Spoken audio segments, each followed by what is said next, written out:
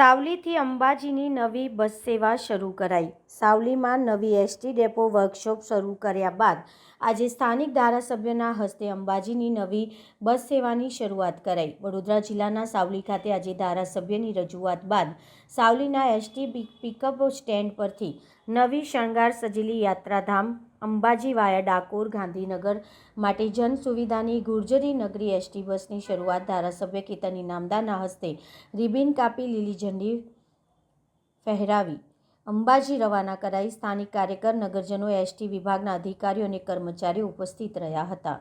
આજરોજ સાવલી તાલુકા સાવલી નગર સાવલી ડેસર તાલુકા માટે સરકાર દ્વારા ડેપોમાં અમને અંબાજીની રૂટ બસ આપી હતી।